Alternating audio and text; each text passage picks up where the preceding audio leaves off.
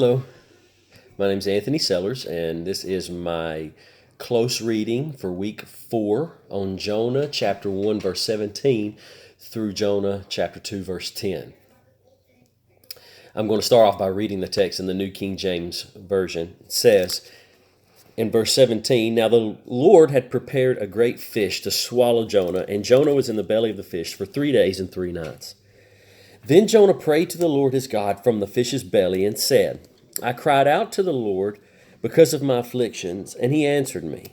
Out of the belly of Sheol I cried, and you heard my voice, for you cast me into the deep, into the heart of the seas, and the flood surrounded me. All your billows and your waves passed over me.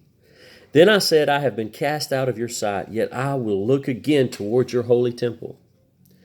The water surrounded me even to my soul. The deep closed around me. Weeds were wrapped around my head. I went down to the moorings of the mountain. The earth with its bars closed behind me forever. Yet you have brought up my life from the pit, O Lord my God. When my soul fainted within me, I remembered the Lord, and my prayer went up to you, into your holy temple. Those who regard worthless idols forsake their own mercy. But I will sacrifice to you with the voice of thanksgiving. I will pay what I have vowed. Salvation is of the Lord. So the Lord spoke to the fish, and it vomited Jonah onto dry land." I find this story very interesting and actually very compelling once I begin to look deeper into it from this class and learning how to properly read and understand Jonah.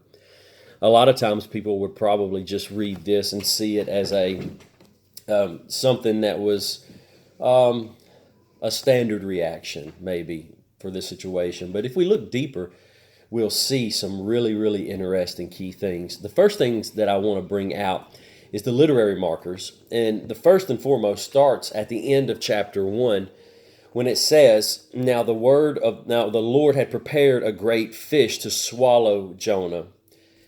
And I know that this is actually, in our Bibles, it's closing out chapter 1. But even referenced from the Morse Brown book, this is actually more fitting to start off the second chapter.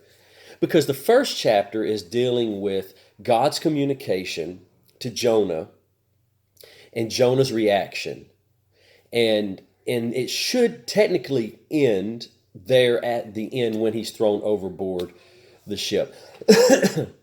And then we start off chapter 2 in the Hebrew text is where 17 actually begins with chapter 2 if it had chapters of that such. The literary marker, now the Lord prepared, begins a new section, a new shift, if you will. And in this section, we'll see Jonah's communication to God and his reaction. And I never really thought, I know that's like, in terms, that's a simple thought, but I never really looked at it just that simple. Chapter 1 is God speaking to Jonah and his reaction. Chapter 2 is Jonah speaking to God and his reaction. And that really, to me, is a powerful thing. And there are some things to take away from Jonah speaking to God. So the first literary marker is now the Lord prepared a great fish. I think the next literary marker is then Jonah prayed, there in chapter 1, verse 2. So we got that the Lord prepared a fish, and then Jonah prayed and started another section of what was coming. And then the prayers. But even in the prayers, being a type of poetry, I believe, has some literary markers as well, where he is proclaiming, I cried out to the Lord because of my affliction. He answered me. Out of the belly of Sheol I cry, and you heard my voice, for you cast me into the deep, into the heart of the sea, and the floods surround me, all your billows and waves. And then I think another literary marker hits. Then I said, I have been cast out. So he's almost like he's changing gears and changing directions again with the thought of then I said. And it goes on deep down. And then I believe it changes again in verse 8, those who regard worthless idols forsake their own mercy. That scripture is important. I'm going to classify, I'm going to talk about that towards the end. But I feel like that's another literary marker, in my opinion, for this. And then the final, of course, being, so the Lord spoke to the fish and vomited Jonah out. So I believe that those are the literary markers that kind of change the dynamic and the perspectives of this text, which kind of make it flow back and forth the way it should. So a good summary is as simple as that. We know that chapter 1 is God speaking to Jonah and Jonah responding and Jonah getting punished. And then we know in summary that God prepared this great fish, which many feel. I've spoken to a lot of people in my church, and I've been teaching this some at church too, and the very first thing they think, and some were even appalled that I said that the fish was not punishment. But no, I don't think the fish was punishment at all. As a matter of fact, I stand with the Dr. Morse and Dr. Brown's book when it is stated that it's in timeout. And that's exactly how I taught it, because I felt like this was like this solitude, go stand in the corner moment for Jonah and listen to me for a second. Like, it may have been punishment, but more of a time reflection, because you got the punishment is the whipping, or you're grounded from your cell phones or whatever it is today. But a time of reflection is something different. And I really believe that's what's happening here in this chapter. God is giving him this time of reflection, and Jonah is responding in that time of reflection. And so the general context of this is Jonah realizes, I've cried out to the Lord. And I like how he says, out of the belly of Sheol I cried, because, honestly, I don't think he thought he was dead. A lot of people would say maybe he thought he was dead in him. I don't think that personally. I think he just got a taste of kind of what hell, it couldn't get any worse. Like, he just felt like this is hell. This is hell. It couldn't get any worse for me. And then when he goes on to say, then I said, I have been cast out of your sight, which is I think a prophetic foreshadowing to Christ on the cross when God forsake him, when he forsook him at the cross. And a very important thing that stands out to me here, and it says, the waters surrounded me even to my soul. And I just got to thinking about that scripture for a moment. And man, I just started seeing something. Like, if we're thinking, and I know I'm supposed to be focusing on chapter 2, but I'm trying to connect it as a whole, like the foreshadowing and the reference and the prophetic reference to Christ. We know that Jonah sacrificed himself. And as a matter of fact, while I'm thinking about that, while I'm referencing that, one thing you'll notice in this is you never really see him repenting. And I feel like that the reason being is this, like, the punishment and the change of heart did not come in the fish, in my opinion. I don't think it came in the fish. We saw that come to light when he said, this was me, this was my fault, throw me overboard. And so, in the middle of the sea, if we're just being honest, in the middle of the sea and where they were, they were probably fairly far out. He wouldn't have survived. That was a death sentence for him. He knew that was going to be a death sentence. That was a sacrifice. He didn't know that fish was going to be there. He had no clue. So when he said, throw me overboard, he actually was sacrificing his life for God's purpose, to God, because he knew that he let God down and that came upon him. And I said all that to say this. When he said the water surrounded me, even my soul, I just got this image of, like, drowning, but not only drowning, but his soul, which is like your mind, your will, and your emotions, of Jonah in the old state dying and the new state coming to life. And so here's the interpretation that I'm seeing from this in the third section of this. When the fish swallows Jonah, he had already accepted when he jumped off the boat he was dying. So the fish swallows him. He gets this time to talk to God and just kind of be real with God. And he has some realizations. The old Jonah was dying. And he gets down and he says this. He says,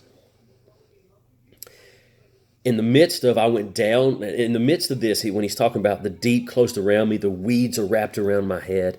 I went down to the mornings of the mountains. The earth with its bars closed behind me forever. In his mind, that was it. But his next response is astounding to me. He says, yet you brought up my life from the pit, O God. Now I know that there's a couple of ways, specifically mentioned in the Dr. Morris and Dr. Brown's book, that there's a few different ways this could be taken. This could be taken like it was written after, or maybe this was something that was in Jonah that, within him then, during that time in the well. Maybe, I don't know. I don't know either way, but I found the placement of this astounding. Because if it's placed in literal sense, this moment here was, he had an understanding that God had sent the fish, that God had saved him. He had this understanding that God has done this. And so he has just given God all his attention. And this is actually where this prayer, I feel like the whole prayer is hinging on that verse. Yet you brought my life up from the pit. He was just saying where he was, what he felt like, but he knew that God had brought him out. And then in verse 8, I want to kind of talk about this and the interpretation of this. It's almost like he has an ADD moment, because he's talking about the waters and the seaweed and death and the bottom of the mountains and Sheol and just this death and destruction. And then all of a sudden, bam, he changes on you and he says this curious thought of those who regard worthless idols forsake their own mercy. And in my opinion, it doesn't really go there. So I think, honestly, when we break that down and we're thinking about that, I really believe, if you think about mercy, that mercy, original word, is loving kindness. And when he talks about regard worthless idols, I'm just thinking that maybe what Jonah has this realization that those who regard anything bigger than God is rejecting the utmost of loving kindness. It's rejecting you. If you regard anything higher or more than God, you don't know what you're rejecting, is what I get from that statement. And so he says, I sacrifice to you with a thanksgiving voice. Like, I'm thankful what you've done. And I will pay what I vowed. Salvation is of the Lord. Another interesting moment of interpretation there. I will pay what I have vowed, because Jonah was a prophet. I mean, he was a prophet, and he would speak on behalf of God, and he didn't do that. And so he is saying, I will accomplish. I will do what I vowed that I would do. I will speak on your behalf. And in that moment of reckoning, the next literary marker that hits in verse 10 says, so the Lord spoke to the fish, and it vomited him out onto dry land. And that was a resurrection. That was a resurrection. This is, the old Jonah's gone.